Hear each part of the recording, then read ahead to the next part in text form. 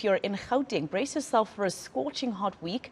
The Johannesburg Emergency Services has warned of a heat wave as temperatures continue to soar. Unfortunately, this comes at a time when parts of the city are suffering water cuts as well.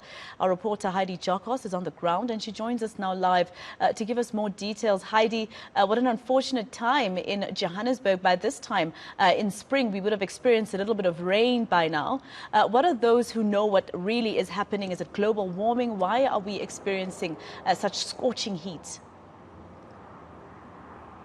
I unfortunately don't have the answer to that, Masego, but I must say that it is very hot. I was struggling to sleep last night because of how hot it's been, and already it's 31 degrees. We did speak to EMS Robert Molautsi earlier this morning, where he said between 11 and 3 you should try and stay indoors as much as possible because of the weather conditions. But I want to speak about another crisis here where we have been told by Rand Water that we need to use water sparingly. How do you do so when we're basically experiencing a heat wave in Gauteng? But let's bring in Rand Water spokesperson Makinosi Maru. Thank you so much for your time. We do appreciate it.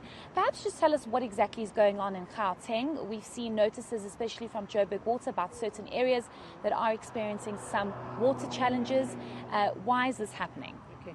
Good afternoon, Heidi, and good afternoon to your viewers. What is happening? Normally, it's a norm. This time of the year, around springtime, we are experiencing a high water consumption. Different people are using water for different reasons. People are filling up their pools. Obviously, this affects our storage capacity in terms of our reservoirs. So we are appealing to consumers, our end users, to use water sparingly. It's very difficult to tell residents to use water sparingly when we're experiencing such heat. We do know that these weather conditions are expected to persist for the next week or so. But maybe give us an update on certain areas that still don't have water. I'm not sure if you are able to do so, and that are experiencing these challenges. Okay. We are monitoring our reservoirs as we go, so the information is live. Obviously, we update from time to time. But what we are encouraging our end users is to use water sparingly. Do not fill up your pool at the moment. Obviously, it's too hot. You can go swim later. Do not water your garden. Obviously, you can do that later. Do not wash your car. Stay hydrated. Stay indoors. Stay hydrated so that each and every person can have water to keep hydrated. Are you expecting the situation to get worse, given that we have not experienced any September rains at this stage, and you are saying that the reservoirs are at critically low levels? It's difficult to say at the moment. As I'm saying, we are monitoring what is happening, obviously, our reservoir levels. We are also on a campaign, water conservation campaign, where we are really raising awareness to say, so use water sparingly so that each and every person can have water. So it's a bit difficult for me to say it's going to be worse or it's going to get better, but we're saying if we all pull together and work together, we will conserve water and we'll all have water. So are water cuts currently being implemented?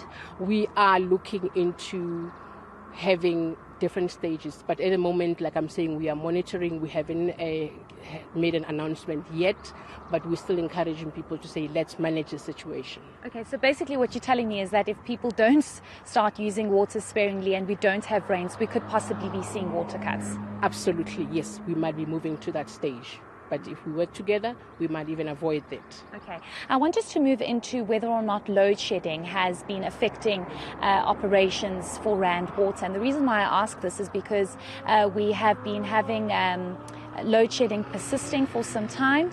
And of course, it's been stage 6 and it's been for about 3 weeks or so. Has this been affecting your operations, and to what extent? You know what? I'm going to answer and say yes or no. I know it's a bit tricky to answer that one.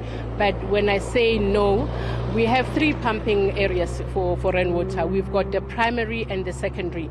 Those are not affected by load shedding at all because we have an agreement with power suppliers not to cut our power off.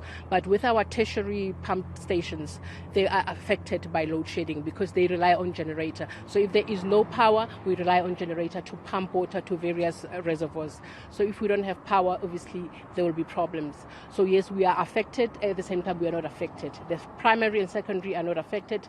The tertiary that are supplying small reservoirs are affected by load shedding. Okay, great. Thank you so much for your time. That was Makinosi Maru, who is the spokesperson for Rand Water. And Masego, as you heard, if we do not work together and use water sparingly by not watering our garden at times that are of concern and, for example, filling up our pools and just not using water sparingly, we might be experiencing water cuts, which is, of course, not very ideal, given the fact that we are already experiencing electricity issues and electricity cuts. So the situation doesn't look very pleasant, especially because it's so hot at this stage.